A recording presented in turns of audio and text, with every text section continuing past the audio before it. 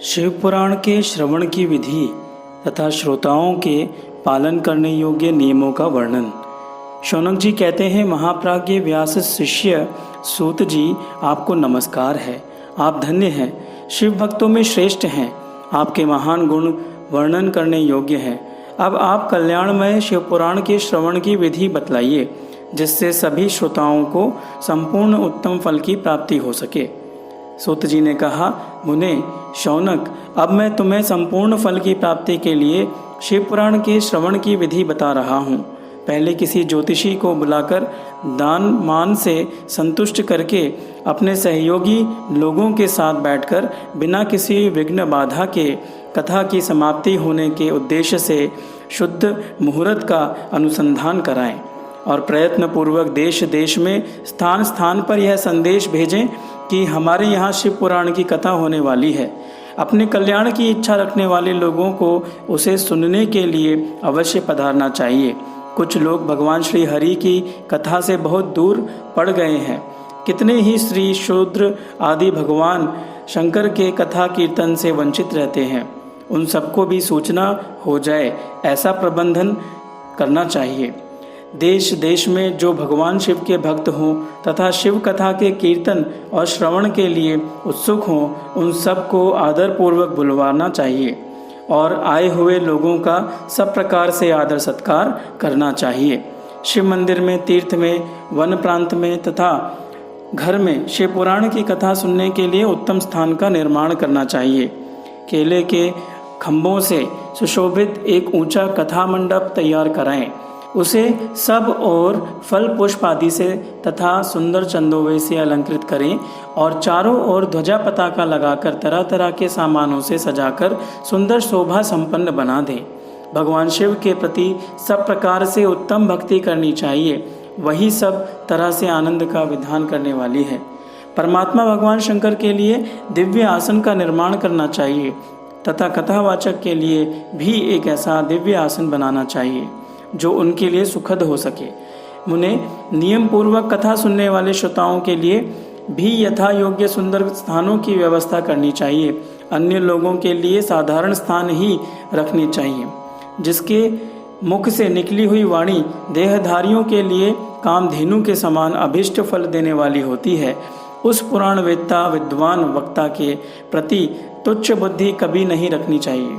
संसार में जन्म तथा गुणों के कारण बहुत से गुरु होते हैं, परंतु उन सब में पुराणों का ज्ञाता विद्वान ही परम गुरु माना गया है। पुराण वेत्ता पवित्र, दक्ष, शांत, ईर्ष्या पर विजय पाने वाला, साधु और दयालु होना चाहिए। ऐसा प्रवचन कुशल विद्वान इस पुण्यमयी कथा को कहे। सूर्योदय से आरंभ करके 3.5 प्रहर तक उत्तम बुद्धि वाले विद्वान पुरुष को शिव पुराण की कथा सम्यक रीति से बाँचनी चाहिए। मध्याह्न काल में 2 घड़ी तक कथा बंद रखनी चाहिए, जिससे कथा कीर्तन से अवकाश पाकर लोग मल मूत्र का त्याग कर सकें। कथा प्रारंभ के दिन से 1 दिन पहले व्रत ग्रहण करने के लिए वक्ता को शौर करा लेना चाहिए। जिन दिनों कथा हो रही हो उन दिनों प्रयत्न पूर्वक प्रातः काल का सारा नित्य कर्म संक्षेप से ही कर लेना चाहिए। वक्ता के पास उसकी सहायता के लिए एक दूसरा वैसा ही विद्वान स्थापित करना चाहिए।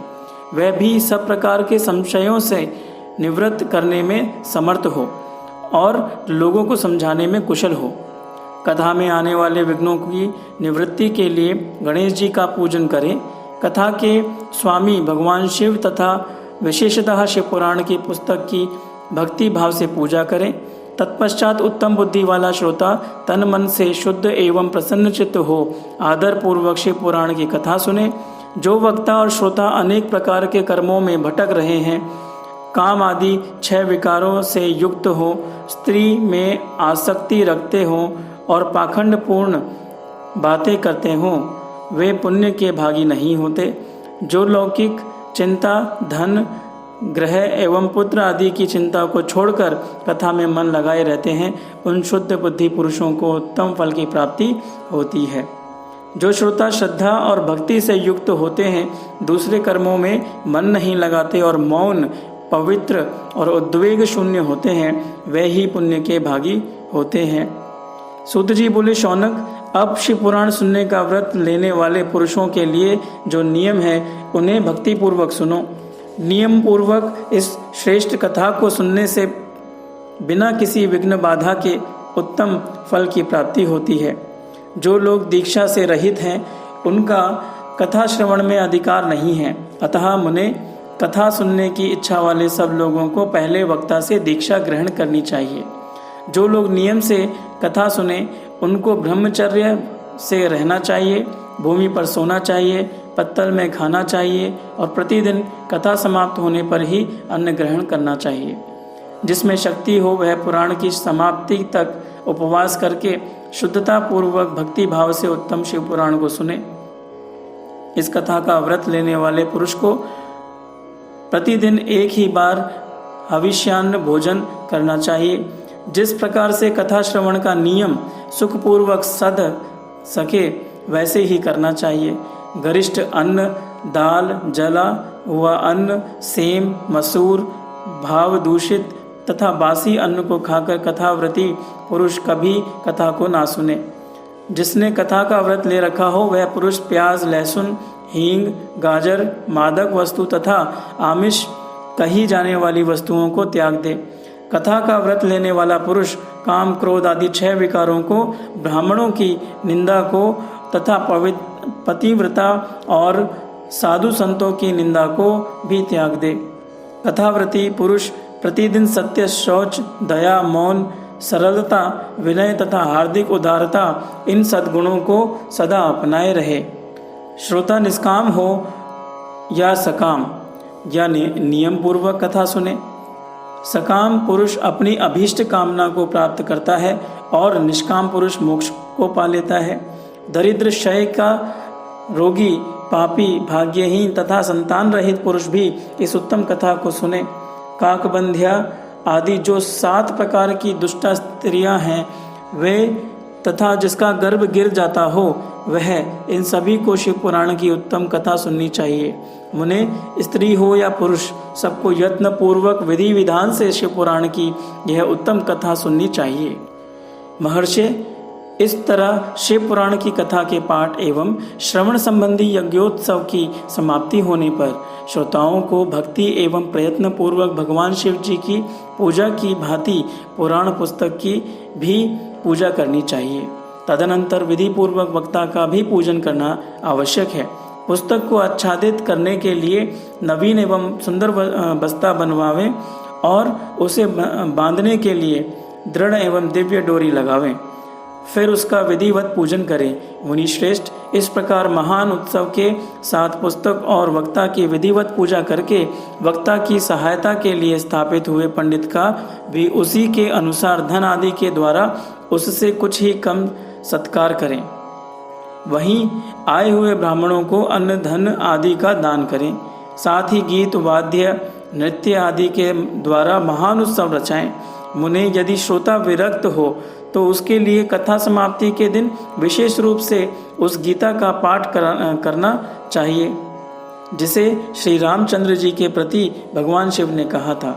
यदि श्रोता गृहस्थ हो तो उस बुद्धिमान को उस श्रवण कर्म की शांति के लिए शुद्धि हविष्य के द्वारा होम करना चाहिए।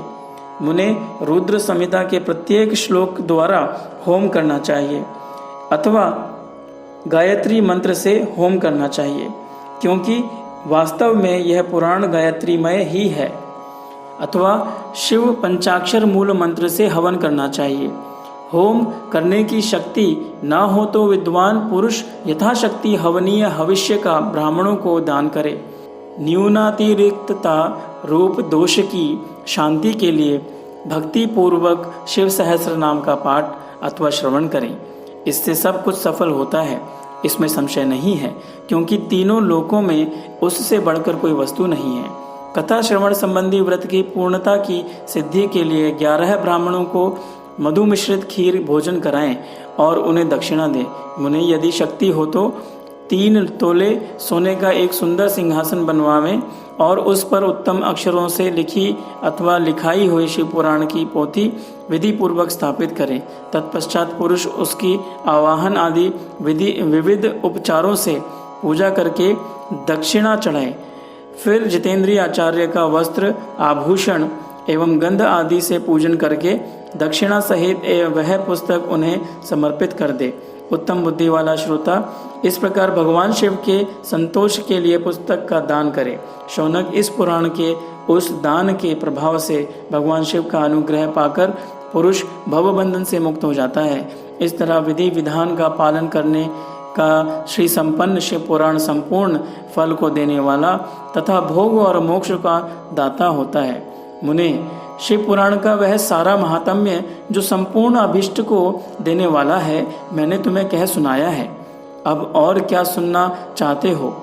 श्रीमान, शिव पुराण समस्त पुराणों के भाल का तिलक माना गया है। यह भगवान शिव को अत्यंत प्रिय है, रमणीय है तथा भाव रोग का निवारण करने वाला है। जो सदा भगवान शिव का ध्यान करते हैं, जिनकी वाणी शिव के गुणों की स्तुति करती है और जिनके दोनों कान उनकी कथा सुनते हैं, इस जीव जगत में उन्हीं का जन्म लेना सफल है। वे निश्चय ही संसार सागर से पार हो जाते हैं। भिन्न भिन्न प्रकार के समस्त गुण जिनके सच्चिदानंदमय स्वरूप का कभी स्पर्श नहीं करते, जो अपनी महिमा से जगत के बाहर और भीतर भासमान है तथा जो मन के बाहर और भीतर वाणी एवं मनोवृत्ति रूप में प्रकाशित होते हैं, उन अनंत आनंद घन रूप परम शिव की मैं शरण लेता हूँ।